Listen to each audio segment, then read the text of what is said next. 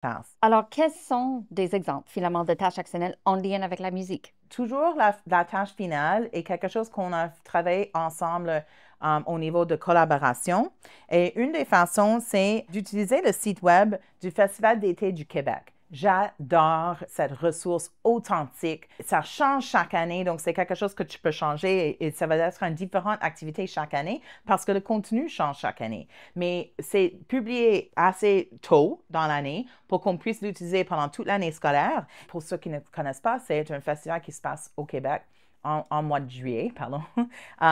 Et en fait, le site web a des ressources sur qu'est-ce qu'on peut manger, quels sont les horaires de tous les différents spectacles qui vont se faire. Il y a un coin jeunesse, qu'est-ce qu'on fait avec les plus jeunes, où est-ce qu'on peut rester, comment est-ce qu'on paye, tout ce qu'on peut faire, c'est en utilisant cette ressource authentique. Donc, parfois, c'est un peu à travers la musique qu'on utilise, mais c'est vraiment pour planifier une visite au festival. Donc, par exemple, on peut avoir trois différentes tâches ou situations authentiques par rapport à cette activité-là. Donc, par exemple, je vais juste lire ceci parce que c'est quand même des exemples. Là. Vous allez avec une amie qui n'aime pas les mêmes genres de musique que vous. Comment allez-vous négocier ensemble pour que chacun ou chacune participe au festival et soit satisfait? Combien va coûter les activités que vous avez décidé de faire? Est-ce que les prix des activités jouent un rôle dans votre prise de décision? Pourquoi? Pourquoi pas? Alors là, on peut utiliser les structures comme j'aimerais ou je préfère, ça dépend des niveaux des élèves. Alors, je comprends ton point de vue, mais j'aimerais absolument voir cette personne-là parce que c'est mon genre préféré ou c'est quelqu'un que j'écoute tous les jours à la radio, etc., ou c'est sur ma liste de Spotify, je ne sais pas. Mais c'est une façon qu'on peut utiliser ce site pour développer et créer une tâche actionnelle. On peut aussi changer les informations. Donc, par exemple, si on va vers le site web de jeunesse, là, on peut voir, vous amenez votre petite cousine. Il faudra planifier des activités appropriées pour un enfant de 10 ans. Quels sont les spectacles à lesquels vous assisterez? Qu'allez-vous manger? Comment allez-vous arriver au spectacle?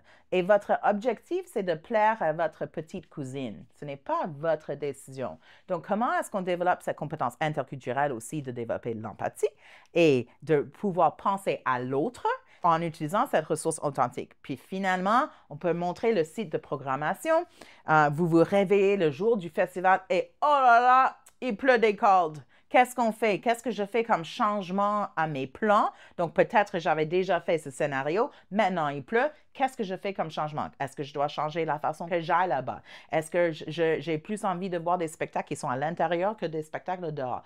Est-ce que j'ai assez de vêtements pour pouvoir sortir? Donc, ça, c'est une tâche actionnelle. C'est là où on met l'élève dans une situation qui peut être réelle, qui peuvent maintenant aller au festival. Ils savent comment utiliser ce site. Ils travaillent non seulement une interaction orale avec les autres personnes où ils jouent des rôles, etc., mais aussi une interaction avec le texte du site de cette ressource authentique.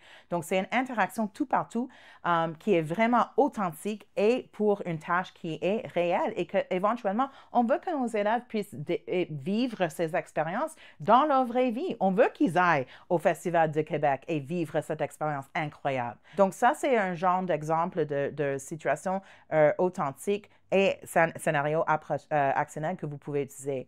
J'ai aussi quelques d'autres exemples que vous pouvez utiliser en salle de classe. Vous pouvez les voir maintenant ici un par un. Je ne vais pas tout expliquer, mais c'est simplement pour une situation de... Vous pouvez simplement les vérifier et aller les découvrir plus tard et les adapter selon vos besoins. Donc, par exemple, vous pouvez créer une vidéo musicale pour enseigner un concept d'un vocabulaire qui est spécifique aux jeunes élèves d'immersion. Donc, invitez les élèves de créer une vidéo musicale qui est vraiment créée pour maintenant faire de la publicité de ce programme pour les élèves d'immersion.